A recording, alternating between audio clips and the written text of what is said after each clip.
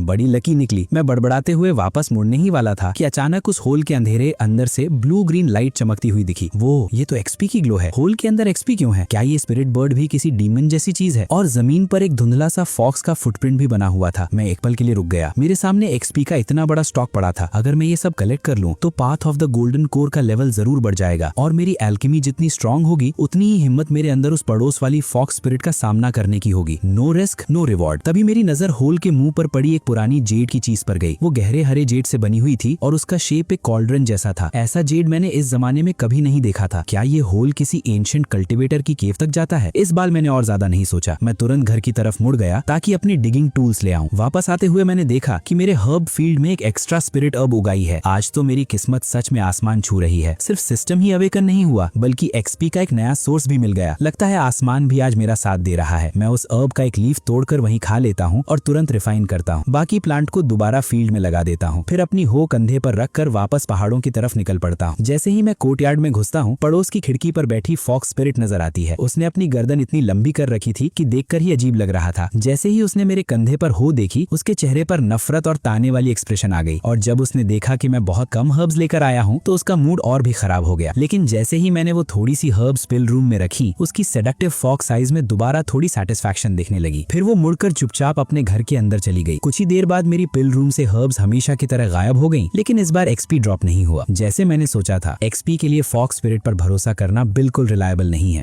उस ancient cultivator की केव को मुझे जरूर खोदना पड़ेगा। मैं कोर्टयार्ड का एक चक्कर लगाता हूँ, अपना ली यांग स्पेड उठाता हूँ और दोबारा पहाड़ों की तरफ निकल पड़ता हूँ। जब मैं होल के मुंह तक पहुँचता हूँ तो स्पिरिट बर्ड वहाँ से पहले ही गायब हो चुकी थी। लगता है वो टनल के थ्रू निकल गई, और अगर वो बाहर निकल सकती है तो इसका मतलब नीचे का रास्ता शायद सेफ है। मैंने बिना एक पल की देरी किए खोदना शुरू कर दिया। सिर्फ आधा घंटा ही हुआ था कि मेरे सामने सिस्टम पैनल आ गया। XP discovered, collected, collect. जैसे ही मैंने कलेक्ट बोला, मेरा एक्सपी तेजी से बढ़ने लगा। दोपहर तक मैं अपने खड़े होने की जगह पर काफी बड़ा गड्ढा खोद चुका था। चलो देखते हैं अब कितना एक्सपी हुआ है। नेम डैंगेन, skill path of the golden core, minor success, XP 350। सिर्फ 350, बस 150 और चाहिए, फिर मैं लेवल अप कर सकता हूँ। मैं आसमान की तरफ देखता हूँ, अभी भी लगभग 2 घंटे की धूप बाकी थी। मैं दोबारा खोदना शुरू कर देता हूँ और काफी देर बाद आखिर में रुक गया। हाथ में हो पकड़े हुए मैं सिस्टम पैनल को घूरता हूँ। Level up. एल्केमी की इनसाइट्स की एक जबरदस्त लहर समुद्र की तरह मेरे दिमाग में भर गई। Path of the golden core minor success से बढ़कर ग्रेट सक्सेस पर पहुंच गया। मेरे पूरे बॉडी से गोल्डन लाइट फूट निकली और पिल एसेंस की एक नेचुरल फ्रेग्रेंस चारों तरफ फैल गई। बेशुमार एल्केमिकल मेथड्स मेरे दिमाग में भरने लगे। Secret fire control techniques, herbs को कंबाइन करने के फॉर्मूलाज, सब कुछ एकदम से क्रिस्टल क्लियर हो गया। लेकिन एल्केमिक पाथ की वो गहरी फीलिंग सिर्फ एक पल के लिए ही रही। अगले ही पल ज्यादातर इंसाइट्स दोबारा धुंध में खो गईं। मैं पैनल पर एक्सपी रिक्वायरमेंट देखता हूँ और उसे देखकर ही मेरे दांत दुखने लगते हैं। ग्रेट सक्सेस से परफेक्शन तक पहुंचने के लिए पूरे 5000 एक्सपी चाहिए थे। मैं एक लंबी सांस लेकर अपनी हो कंधे पर रखता हूँ और घर की तरफ चल पड़ता हूँ। खुदाई करना बहुत थकाने वाला काम था और इतनी मिट्टी बाहर निकालने का भी कोई तरीका चाहिए था। तभी मुझे अपनी पिछली जिंदगी का ली यांग स्पेड याद आ गया। उसी शाम में ओल्ड जैंग की फौज पर पहुंच गया। ओल्ड जैंग, मैं पहाड़ों में हर्ब्स कलेक्ट करने जाता हूँ। मुझे एक स्पेशल टूल बनवाना है। जैंग फैमिली के साथ काम करना तो वैसे भी अनअवॉइडेबल था। अरे यांगशेन आ गया, इस बार क्या बनाना है? ओल्ड जैंग का बेटा बाहर आया। इस बार थोड़ा अलग है। मैंने जमीन पर ली यांग स्पेड का डिजाइन बना दिया। ये नॉर्मल हो नहीं है, इसलिए बनाना ज्यादा मुश्किल नहीं होना चाहिए। ये असल में कॉमन शवल जैसा ही है, बस इसका ब्लेड थोड़ा पतला और कर्व्ड है। ये कैसी अजीब चीज है? ये शवल तो काफी स्ट्रेंज लग रहा है। बस पहाड़ों में हर्ब्स निकालने में आसानी होगी। ठीक है, कल आ जाना, तब तक रेडी हो जाएगा। शुक्रिया ओल्ड जैंग। कितने पैसे देने होंगे? कभी टाइम मिले तो मेरे लिए एक बैच ची नरिशिंग पिल्स बना देना, वही काफी है। मैं जाने ही वाला था कि ओल्ड जैंग ने मेरा हाथ पकड़ लिया। रुको, अभी मत जाओ, मेरे पास तुम्हारे लिए एक अच्छी चीज है। कैसी चीज? उसने दरवाजा बंद किया, बेड के नीचे से एक पुराना सा चेस्ट बाहर निकाला और खोल दिया। इंटरेस्टेड हो? लेना हो तो सस्ते में दे दूंगा। चेस्ट के अंदर एक तेज धार वाली लंबी तलवार और लगभग 1 दर्जन एरो हेड्स पड़े थे। ओल्ड जैंग, तुम पागल हो गए हो क्या? इसके लिए तो सीधा सर काट दिया जाएगा। ये आयरन के पीसेस मैंने उस बड़े क्लाइंट के ऑर्डर से थोड़ा थोड़ा करके बचाए हैं। देख लो, पसंद आए तो ले जाओ, नहीं तो किसी और को बेच दूंगा। ये मत कहना कि मैंने पहले तुम्हें ऑफर नहीं किया। जब भी कोई अच्छी चीज होती है सबसे पहले तुम्हारा ही ख्याल आता है। मुझे चाहिए, बिल्कुल चाहिए, लेकिन तुम जानते हो मेरी फाइनेंशियल कंडीशन अच्छी नहीं है। पता नहीं इतने पैसे दे भी पाऊंगा या नहीं। हम एक ही गाँव के हैं, पैसे की टेंशन मत लो, धीरे धीरे एडजस्ट हो जाएगा। बस कभी कभी मेरे लिए पिल्स बनाते रहना, मैं वो सारा सामान ले लेता हूँ। फिर सीरियस होकर बोलता हूँ, ओल्ड जैंग, एक बात है, पता नहीं बोलनी चाहिए या नहीं। क्या बात है? इतने पुराने दोस्त हैं, सीधा बोलो। ये स्वॉर्ड्स और इतना कॉन्ट्राबैंड, तुम्हारे क्लाइंट ने आखिर कितनी ब्लेड्स बनवाने का ऑर्डर दिया है? बिल्कुल सही सोचा तुमने। अगर ये बात कभी बाहर आ गई तो वो क्लाइंट सबसे पहले मुझे ही हमेशा के लिए चुप करा देगा। क्या तुम्हें लगता है मुझे इस खतरे का पता नहीं? क्या तुम सच में सोचते हो कि मेरे जैसे छोटे गांव के ब्लैक स्मिथ के पास मना करने का ऑप्शन था? मेरे दिल में एक बोझ सा आ गया। ये एरो हेड्स बहुत ज्यादा नोटिसेबल थे, इन्हें वैसे का वैसा रखना ठीक नहीं है। बेहतर होगा इन्हें पिघलाकर आयरन पैलेट्स बना दूं और उनसे एक पावरफुल स्लिंग शॉट बना लूं। सेल्फ डिफेंस के लिए वही काफी होगा। और रही बात वुल्व्स या टाइगर्स की, उनके लिए ट्रैप कहीं ज्यादा इफेक्टिव रहेंगे। तुम हमेशा इतनी प्लानिंग करके चलते हो किड। मैं आज रात ही ये फोर्ज कर दूंगा, कल तक रेडी मिल जाएगा। लेकिन स्लिंग शॉट का इलास्टिक बैंड तुम्हें खुद ही अरेंज करना पड़ेगा। इतना स्ट्रॉन्ग मटेरियल ढूंढना आसान नहीं होगा जो आयरन पैलेट्स को लॉन्च कर सके। पाउच की टेंशन मत लो, उसका जुगाड़ मेरे पास है। और हाँ, मेरे लिए थोड़ा वायर भी अलग रख देना। पहाड़ों में ट्रैप्स लगाते वक्त वायर बहुत जल्दी खत्म हो जाता है। अगर हो सके तो कुछ आयरन पाइप्स भी दे देना। घर लौटकर मैंने फिर दीवार की क्रैक से झांका। यांजी बैठकर पढ़ रहा था और फॉक्स स्पिरिट टेबल पर बैठी बड़े ध्यान से सुन रही थी। उसके आसपास हल्की सी डिमोनिक एनर्जी घूम रही थी। तभी अचानक मेरे अंदर की गोल्डन लाइट एक्टिवेट हुई और मेरी नजर के सामने फॉक्स स्पिरिट के बॉडी के चारों तरफ ब्लू ग्रीन एनर्जी की एक लेयर दिखने लगी, जिसमें डार्क डिमोनिक मिस्ट की धारें घुली हुई थी। ये क्या है? मैं यांजी की तरफ देखता हूँ। उसके बॉडी के आसपास भी एक हल्की सी स्कॉलरली ऑरा थी, लेकिन वो डिमोनिक एनर्जी से धुंधली और गंदी हो चुकी थी। क्या ये डिमोनिक एनर्जी है या फॉक्स स्पिरिट सच में उसके अंदर की स्कॉलरली ऑरा को खींच रही है? अगली सुबह बाहर से आवाज आई, डैंडेन, चलो पहाड़ों में हर्ब्स कलेक्ट करने चलते हैं। मैं तुरंत उठकर बोला, आ रहा हूँ। ये ओल्ड जैंग की आवाज थी, गाँव का पुराना हंटर, जिस पर मुझ पर बहुत बड़ा एहसान था। जब से उसे पता चला था कि मेरी पिल्स चोरी हो रही हैं, तब से वो अक्सर मुझे पहाड़ों में ले जाता और स्पिरिट हर्ब्स पहचानना सिखाता था। मैं बाहर निकला और ओल्ड जैंग को देखा। उसके आसपास कोई अजीब एनर्जी नहीं थी, बिल्कुल नॉर्मल। पड़ोस वाले कोर्टयार्ड में फॉक्स स्पिरिट दीवार के पास बैठी हमें खुलेआम घूर रही थी। उसकी आंखों में साफ दुश्मनी थी। चलो फिर जल्दी निकलते हैं। 1 मिनट ओल्ड जैंग, मुझे पहले तुम्हारी फोर्स से से अपना ऑर्डर लेना है। मैं दौड़कर फोर्ज पहुंच गया। मैं अपना ऑर्डर लेने आया हूँ। ओल्ड जैंग ने मुझे आयरन पैलेट्स का एक बैग और स्लिंग शॉट का फ्रेम दिया। ये लो तुम्हारे पैलेट्स, पूरा 300 बनाए हैं, संभल कर यूज करना। फिर उसने स्लिंग शॉट का फ्रेम और ली यांग स्पीड भी निकाला। ये स्लिंग शॉट फ्रेम मैंने खुद हाथ से फोर्ज किया है, इतना मजबूत है कि तुम्हारे पोतों के पोतों तक चलेगा। घर ले जाकर पॉलिशिंग खुद कर लेना। कल रात आधी रात तक तुम्हारा काम करता रहा हूँ। मैं टूल्स लेकर ओल्ड जैंग के पास गया। चलिए साथ में चलते हैं। रास्ते में ओल्ड जैंग बोला, तुम्हारी एल्केमी दिन ब दिन और तेज होती जा रही है। हर्ब्स पहचानने में भी अब तुम मुझे क्रॉस कर चुके हो। ये सब आप ही की वजह से है ओल्ड जैंग। जो थोड़ी बहुत एल्केमी मुझे आती है उसी की वजह से भूखा नहीं मरता। अब शिष्य गुरु से आगे निकल गया है किड। ची नरिशिंग पिल्स बनाने में तो मैं तुम्हारे आसपास भी नहीं हूँ। समझ नहीं आता तुम्हारे दिमाग में क्या चलता रहता है। इतनी परफेक्ट पिल्स कैसे बना लेते हो? आपकी हंटिंग स्किल्स भी तो कमाल की हैं ओल्ड जैंग। मैं उनका मुकाबला नहीं कर सकता। बहुत ज्यादा तारीफ मत करो। वैसे एक बात और, लैंडलॉर्ड ली इस साल फिर रेंट बढ़ा रहा है। पहले से तैयार रहना, जो भी हो रेंट कम मत पड़ने देना। आखिर वो पिल रूम उसी का है। मेरी भौएं सिकुड़ गई। फिर से रेंट बढ़ रहा है? पिछले साल ही तो 3 टेल सिल्वर कर दिया था। ऐसे ही बढ़ाता रहा तो आम लोग जिंदा कैसे रहेंगे? हाँ, रूम उसका है, लेकिन जो पिल्स मैं बनाता हूँ वो तो उसकी नहीं है। ये तो बिल्कुल ही अनरीजनेबल है। लेकिन जब हालात ही खिलाफ हो तो सहने के अलावा और ऑप्शन भी क्या होता है? ओल्ड जैंग से अलग होने के बाद मैं सीधा टनल के पास गया और दोबारा खोदना शुरू कर दिया। जैसे जैसे मैं और अंदर जा रहा था, टनल की दीवारों पर बर्फ जमने लगी। मिट्टी भी ठंडी और सख्त होती जा रही थी। एक पल के लिए मैं रुक गया, लेकिन अंदर और गहराई में चमकता हुआ एक्सपी देखकर मैंने दांत भींच लिए और फिर से खोदना शुरू कर दिया। अचानक मेरी स्पेड किसी सख्त चीज से टकराई। क्लैंग! एक धातु जैसी आवाज पूरी टनल में गूंज उठी। नीचे कोई पुरानी चीज दबी हुई थी। मैं मिट्टी हटाने लगा और धीरे धीरे एक पुराना घिसा हुआ कॉल्ड्रन बाहर निकला। उस पर अजीब पैटर्न्स और एल्केमिकल रून्स बने हुए थे। मैं उन्हें पढ़ नहीं सकता था, लेकिन इतना जरूर महसूस हुआ कि ये रून्स एल्केमिक पाथ के किसी बहुत ही गहरे लेवल से जुड़े हुए हैं। अगले दिन मैंने दोबारा काफी एक्सपी इकट्ठा किया। गांव वापस आते वक्त रास्ते में मेरी मुलाकात एक डंकी कार्ट से हुई। उसे चला रहे बूढ़े किसान ने मेरे हाथ में हर्ब्स देखकर बोला, अरे ये हर्ब्स बेचोगे क्या? हाँ बेचूंगा। कितना दोगे? 600 कॉपर दोगे तो ये सब तुम्हारे हैं। बूढ़ा किसान पैसे देकर अपनी डोंकी कार्ट लेकर चला गया। घर लौटते ही हमेशा की तरह फॉक्स स्पिरिट मेरी बची हुई हर्ब्स भी चुरा ले गई। गुस्से और मजबूरी में मैं खुद से बड़बड़ाया, बस वेट करो, जल्दी या देर से मैं तुम्हें पकड़ ही लूंगा। और उस दिन से रोज हर्ब्स तुम कलेक्ट करोगी और पिल्स भी मेरे लिए तुम ही ब्रू करोगी। तीसरे दिन मैंने फिर से एक और बैच बहुत हाई क्वालिटी ची नरिशिंग पिल्स बनाई। प्लान था कि उन्हें ओल्ड जैंग को देकर अपना उधार चुका दूं। लेकिन फोर्ज तक पहुंचने से पहले ही मैंने देखा बाहर 2 डोंकी कार्ट्स खड़ी थीं। कई बूढ़े किसान उनसे उतर रहे थे और बाहों में बड़े बड़े स्ट्रॉ बंडल्स उठाए हुए थे। हाँ, लगता है आज ओल्ड जैंग के यहाँ गेस्ट्स आए हैं। उनमें से एक किसान अभी स्ट्रॉ के अंदर हाथ डालने ही वाला था कि एक बूढ़े आदमी ने मेरा हाथ पकड़ लिया। ये वही किसान था जिसने पिछली बार मुझसे स्पिरिट हर्ब्स खरीदी थी। फिक्र मत करो, ये हमारे गांव का एल्केमिस्ट है। मैं इसे पहले भी देख चुका हूँ, उसने धीरे से कहा। मेरी आंखें हल्की सी सिकुड़ गईं। ओल्ड जैंग के घर में इतने स्ट्रॉ बंडल्स क्यों होंगे? ये साफ डिस्गाइज था। उनके अंदर कुछ छुपा हुआ था, शायद वेपन्स। ये लोग आम किसान बिल्कुल नहीं थे, लेकिन मेरे पास सिस्टम था। मेरी पिल क्राफ्टिंग रोज स्ट्रॉन्ग होती जा रही थी और गोल्डन कोर लाइट मेरी प्रोटेक्शन कर रही थी। जब मेरा path of the golden core great success से भी आगे बढ़ेगा, तब सबसे पहले मैं उस फॉक्स स्पिरिट का हिसाब चुकाऊंगा। और ये अजीब लोग जब तक ये मेरे रास्ते में नहीं आते, मुझे इनसे कोई मतलब नहीं। फिलहाल सबसे जरूरी काम था उस एंशिएंट कल्टीवेटर्स केव को और अंदर तक खोदना और ज्यादा से ज्यादा एक्सपी कलेक्ट करना। मुझे path of the golden core को परफेक्शन तक पहुंचाना ही होगा। मैं बिल्कुल नॉर्मल दिखते हुए फोर्ज के अंदर चला गया और ची नरिशिंग पिल्स की बॉटल टेबल पर रख दी। ओल्ड जैंग, ये बैच ले लो, इससे मेरा उधार चुक गया समझना। ओल्ड जैंग की आंखें चमक उठी। उसने बॉटल का स्टॉपर निकाला और एक गहरी सांस लेकर उसकी फ्रेग्रेंस महसूस की। उसके चेहरे पर हैरानी आ गई। कितनी प्योर फ्रेग्रेंस है दंगन, तुम्हारी एल्केमी दिन ब दिन और इम्प्रूव होती जा रही है। आप बस तारीफ कर रहे हैं। मैंने कैजुअली उन बूढ़े किसानों की तरफ देखा। उनके स्ट्रॉ बंडल्स थोड़े से खिसक गए और अंदर से एक स्वॉर्ड का हिल्ट साफ नजर आ गया। अब मुझे सब समझ आ गया। मैं वहाँ और नहीं रुका। अपना ली यांग स्पेड उठाया और स्लिंग शॉट उठाकर सीधा वापस आ गया। घर पहुंचते ही मैंने हमेशा की तरह दीवार की क्रैक से झांका। फॉक्स स्पिरिट पड़ोस वाले बेड पर क्रॉस लेगेड बैठी थी। उसके आसपास ब्लू डेमोनिक एनर्जी घूम रही थी। साफ था कि वो अपनी हीलिंग कर रही थी। यांजी घर पर नहीं था, शायद स्कूल गया हुआ था। मैं ध्यान से फॉक्स स्पिरिट को देखने लगा। उसकी ऑरा के अंदर एक हल्की सी ब्लैक एनर्जी चमक रही थी। मेरा दिल जोर से धड़का। मैंने गोल्डन कोर लाइट एक्टिवेट की और ध्यान से देखने लगा। जो मैंने देखा उससे मेरी सांस अटक गई। उसकी डेमोनिक एनर्जी अंदर से ही टूट रही थी और वो ब्लैक एनर्जी धीरे धीरे उसके डेमन कोर को करोड कर रही थी। अब समझ आया, वो रोज मेरी ची नरिशिंग पिल्स सिर्फ कल्टीवेशन के लिए नहीं चुराती। उन पिल्स के अंदर की ची उसे अपने बॉडी के अंदर वाली उस अजीब ब्लैक एनर्जी को सप्रेस करने के लिए चाहिए थी। मेरे दिल में एक मुस्कान उभर आई। अगर इस फॉक्स स्पिरिट के बॉडी में पहले से ही इतनी बड़ी हिडन इंजरी है, तो जैसे जैसे मेरा path of the golden core और स्ट्रॉन्ग होगा, इसे हैंडल करना और भी आसान हो जाएगा। तभी अचानक फॉक्स स्पिरिट की आंखें खुल गईं और सीधा दीवार की क्रैक की तरफ देखने लगी। मेरा दिल एक पल के लिए उछल गया। मैं तुरंत पीछे हट गया। फिर से झांक में हो, एक दिन तुम्हारी दोनों आंखें निकाल दूंगी। पड़ोस से उस लड़की की गुस्से भरी आवाज आई। मैंने जैसे कुछ सुना ही ना हो अपना स्पेड उठाया, बास्केट कंधे पर डाली और फिर से पहाड़ों की तरफ निकल गया। एंशिएंट कल्टीवेटर्स केव को खोदना मेरी सोच से कहीं मुश्किल था। एंट्रेंस के पास की मिट्टी अजीब तरह से सख्त थी। हर बार स्पेड चलाने पर मेरे हाथ सुन्न हो जाते थे। थे। पूरे 3 दिन तक लगातार खोदने के बाद भी मैं मुश्किल से 20 फीट ही आगे बढ़ पाया, लेकिन इन 3 दिनों का रिवॉर्ड बहुत बड़ा था। Name, दंगन, skill, path of the golden core, great success, XP 1200। सिर्फ 3 दिन की डिगिंग से मुझे 850 XP मिल गया था। फिर भी परफेक्शन के लिए चाहिए 5000 XP से ये अभी बहुत कम था। चौथे दिन मुझे मिट्टी के अंदर एक चीज मिली। ये हाथ की साइज का एक जेट स्लिप था, पूरा एमरल्ड ग्रीन और छूने में गर्म। मैंने उस पर गोल्डन कोर लाइट फ्लो की और तुरंत इन्फॉर्मेशन मेरे दिमाग में भर गई। Beast contract technique fragment, blood essence को मीडियम बनाकर किसी स्पिरिट बीस्ट को सर्वेंट के रूप में बाइंड किया जा सकता है। कॉन्ट्रैक्ट सक्सेसफुल होते ही उस बीस्ट की लाइफ और डेथ पूरी तरह से मास्टर के कंट्रोल में होती है। जेट स्लिप पकड़े हुए मेरा हाथ हल्का सा कांप गया। बीस्ट कॉन्ट्रैक्ट टेक्निक, इसका मतलब क्या है? इसका मतलब मैं उस श्रापित फॉक्स स्पिरिट को कॉन्ट्रैक्ट करके अपना सर्वेंट बना सकता हूँ।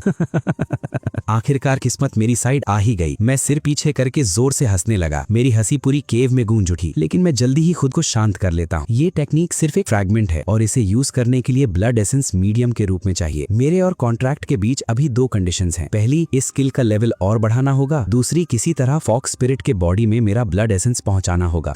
वो चालाक फॉक्स कभी खुशी खुशी मुझे कॉन्ट्रैक्ट करने नहीं देगी। कोई बात नहीं, अभी जल्दी नहीं है। मैं दोबारा खोदना शुरू कर देता हूँ। 5वें दिन केव की दीवारों पर जमती बर्फ और मोटी हो गई। हवा में सड़ी हुई बदबू फैलने लगी। खोदते खोदते मुझे एक स्केलेटन मिला। वो क्रॉस लेगेड बैठा हुआ था और उसने एक सड़ी हुई डाओइस्ट रोब पहनी हुई थी। उसके आसपास टूटे हुए मैजिक आर्टिफैक्ट्स के टुकड़े बिखरे पड़े थे। लगता है ये इसी केव का ओनर था। मैं स्केलेटन के आसपास ध्यान से सर्च करता हूँ और मुझे 3 चीजें मिलती हैं। एक स्टोरेज पाउच, एक टोकन और हाथ के साइज का एक ब्रॉन्ज फ्रैगमेंट। स्टोरेज पाउच काफी डैमेज हो चुका था। उसके अंदर की लगभग सारी चीजें धूल बन चुकी थी। सिर्फ एक बॉटल पिल्स की और कुछ स्पिरिट स्टोन्स बची थी। मैं उन पिल्स को नहीं पहचानता था, लेकिन स्पिरिट स्टोन्स असली थी। पूरे 6 लो ग्रेड स्पिरिट स्टोन्स और हर एक में घनी ची भरी हुई थी। टोकन के फ्रंट पर टाउन का कैरेक्टर बना हुआ था और पीछे एक टेरेन मैप था। सबसे अजीब चीज वो ब्रॉन्ज फ्रैगमेंट था। उस पर बहुत ही घने और कॉम्प्लेक्स रून्स बने हुए थे। मैं उस पर गोल्डन कोर लाइट फ्लो करता हूँ, लेकिन फिर भी कुछ समझ नहीं आता। ये फ्रैगमेंट जरूर कोई बहुत ही एक्स्ट्रा ऑर्डिनरी चीज है। मैं सब कुछ संभाल कर अपने पाउच में रख लेता हूँ और दोबारा खोदना शुरू कर देता हूँ। 6ठे दिन आखिर में केव के बिल्कुल सेंटर तक पहुंच गया। वहाँ लगभग 30 फीट का एक स्टोन चेंबर था, जिसके बीच में एक कॉल्ड्रन रखा हुआ था। ये वही कॉल्ड्रन था जो मुझे पहले मिला था। उसके आसपास एल्केमी मटेरियल्स बिखरे पड़े थे। ज्यादातर तो खराब हो चुके थे, लेकिन एक स्पिरिट हर्ब अभी भी जिंदा थी। एक आग जैसा लाल फायर लिंगी मशरूम जो एक काले पत्थर के ऊपर उग रहा था और उससे बहुत तेज हीट निकल रही थी। मिलेनियम फायर लिंगी। मैं अपनी किस्मत पर यकीन ही नहीं कर पा रहा था। ये टॉप टियर एल्केमी इंग्रेडिएंट था। अगर इसे पिल में रिफाइन कर दिया जाए तो मेरी कल्टीवेशन बहुत तेजी से बढ़ सकती थी। मैं बहुत संभाल कर फायर लिंगी और उस ब्लैक स्टोन को पाउच में रख लेता हूँ। फिर चेंबर में और सर्च करता हूँ। एक कोने में मुझे एक हिडन कंपार्टमेंट मिलता है। उसके अंदर 3 चीजें रखी थी, एक पिल रेसिपी, एक कल्टीवेशन मैनुअल और एक लेटर। लेटर की राइटिंग काफी फीकी पड़ चुकी थी, लेकिन मैं मुश्किल से कुछ हिस्सा पढ़ पाया। मेरा डाओइस्ट टाइटल चिंग यून है। मैंने 120 साल कल्टीवेशन की, लेकिन हमेशा गोल्डन कोर स्टेज पर ही अटका रहा। फिर एक दिन मुझे एक फोरबिडन ग्राउंड मिला। वहाँ मुझे ये ब्रॉन्ज फ्रैगमेंट मिला। इस पर एक प्राइमोर्डियल पिल पाथ लिखा हुआ है, जिसका नाम है path of the golden core. लेकिन इसकी कल्टीवेशन के लिए अपनी ही लाइफ एसेंस को फ्यूल बनाना पड़ता है। एक छोटी सी गलती का मतलब सीधी मौत है। अब मेरी लाइफ स्पैन खत्म होने वाली है, इसीलिए ये केव उसके लिए छोड़कर जा रहा हूँ जिसे किस्मत यहाँ तक ले आए। तो इस केव का ओनर डाओइस्ट चिंग यून था और इस ब्रॉन्ज फ्रैगमेंट पर वही path of the golden core लिखा हुआ था जिसे मैं कल्टीवेट कर रहा हूँ। और उसकी मौत का रीजन भी यही था। इस टेक्निक को कल्टीवेट करते वक्त उसकी लाइफ एसेंस खत्म हो गई थी। लेटर पढ़ते ही मेरे पूरे बॉडी पर ठंडा पसीना आ गया। मेरा path of the golden core को सिस्टम ने सीधा लेवल अप कर दिया था। अगर मुझे इसे नॉर्मल तरीके से कल्टीवेट करना पड़ता तो शायद मेरा भी वही हाल होता जो डाओइस्ट चिंग यून का हुआ।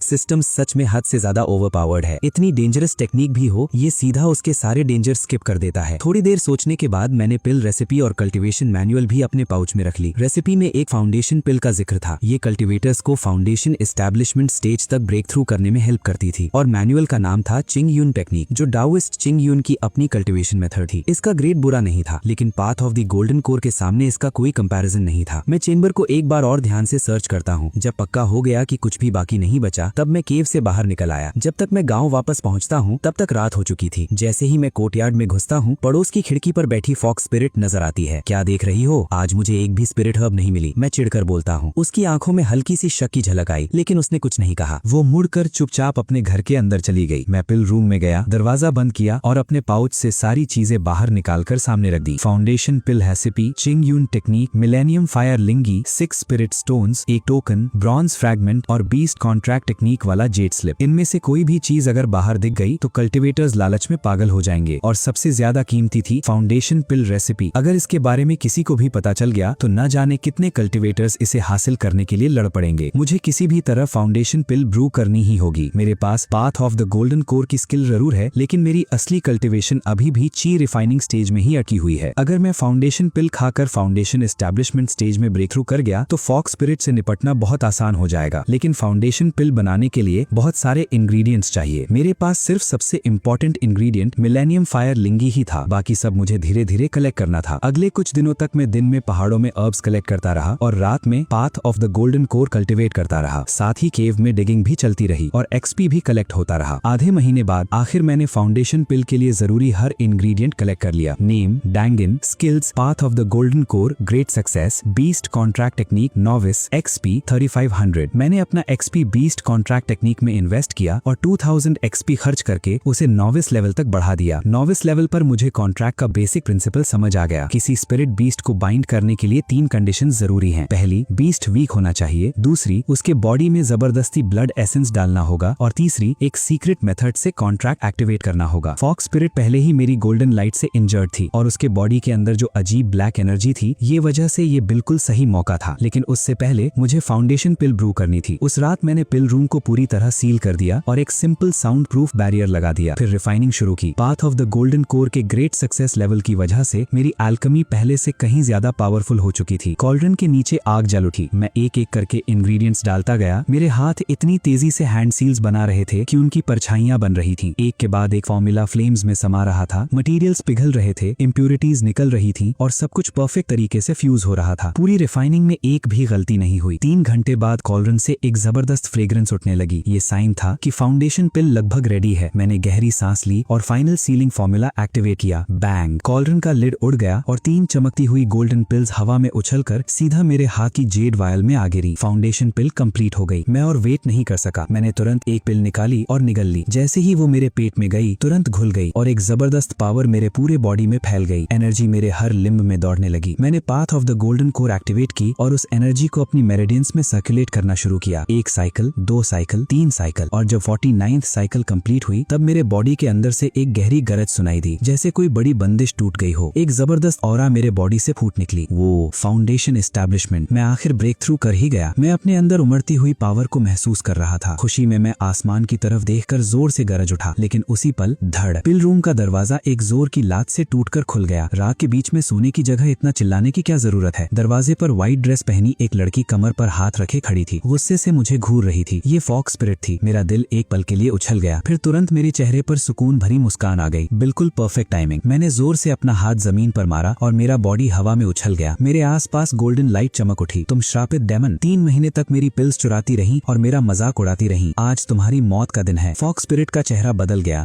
तुम्हारी इतनी हिम्मत, मेरे ऊपर हाथ उठाओगे? हाथ? मैं तो तुम्हें मारकर तुम्हारा फर कोट बनाऊंगा। एक पल भी वेस्ट न करते हुए मैंने गोल्डन लाइट से भरा हुआ मुक्का सीधा उसकी तरफ दे मारा। फॉक्स स्पिरिट का बॉडी एक पल के लिए फ्लिकर हुआ और वो सफेद रोशनी की एक लकीर बनकर अटैक से बच गई। हाँ, वो एक डेमन थी, लेकिन उसकी सोल पहले ही डैमेज थी और उसकी डेमोनिक पावर भी काफी कमजोर हो चुकी थी। वो मेरी गोल्डन कोर लाइट का सीधा सामना करने की हिम्मत ही नहीं कर पा रही थी। डैंगिन, मैंने तुम्हारी बस कुछ ही पिल्स ली थी और तुम मुझे मारने पर उतर आए। फॉक्स स्पिरिट गुस्से से दांत भींच कर बोली, कुछ पिल्स? तुमने पूरे 3 महीने तक मेरी पिल्स चुराई, पूरे 91 बैचेस, एक भी मेरे लिए नहीं छोड़ी, और तुम इससे बस कुछ पिल्स बोल रही हो। अगर आज तुमसे रहम की भीख न मंगवा दी तो मेरा नाम डैंगिन नहीं। मैंने हैंड सील बनाया और मेरी गोल्डन कोर लाइट एक चमकती हुई लाइट ब्लेड में बदल गई। मैंने सीधा उसकी तरफ वार कर दिया। इस बार वो वक्त पर बच नहीं पाई। लाइट ब्लेड उसके कंधे को छू गई। वो तेज चीख मारकर पीछे जा उछली और जोर से दीवार से टकरा गई। उसकी डिमोनिक एनर्जी बुरी तरह हिल गई। ये कैसी पावर है? ये मुझे हर्ट कैसे कर सकती है? वो अपना कंधा पकड़कर डर से मुझे देखने लगी। गोल्डन कोर लाइट ये डीमंस को काउंटर करने के लिए ही बनी है। मैं ठंडी हंसी हंसा और उसकी तरफ बढ़ने लगा। फॉक्स स्पिरिट ने दांत भींच लिए। उसका बॉडी फ्लिकर हुआ और वो सीधा दीवार के आर पार होकर पड़ोस वाले घर में भाग गई। मैं बिना एक पल की देरी किए उसके पीछे दीवार तोड़कर घुस गया। बूम! मेरे मुक्के ने दीवार में एक बड़ा सा सुराख कर दिया। अंदर येंजी अपनी डेस्क पर बैठकर पढ़ रहा था। इतना बड़ा धमाका देखकर वो बुरी तरह घबरा गया। डैंगिन, क्या तुम पागल हो गए हो? साइड में हो जाओ, ये तुम्हारा मामला नहीं है। मैंने उसे जोर से एक तरफ धक्का दिया और मेरी नजर सीधा कोने में दुबकी हुई फॉक्स स्पिरिट पर टिक गई। वो अपने असली रूप में आ चुकी थी। बर्फ जैसी सफेद फर वाली एक फॉक्स। वो कांप रही थी और डर से मुझे देख रही थी। पास मत आना, फॉक्स ने इंसानों की आवाज में रोते हुए कहा। अब डर लग रहा है? जब मेरी पिल्स चुरा रही थी तब तो इतना डर नहीं लग रहा था। मैं धीरे धीरे उसकी तरफ बढ़ता गया। वो भागने की कोशिश करती है, लेकिन मेरी गोल्डन कोर लाइट पहले ही उस पर लॉक हो चुकी थी। अब वो चाहे जहां भी भागे मेरी रीच से बाहर नहीं जा सकती थी।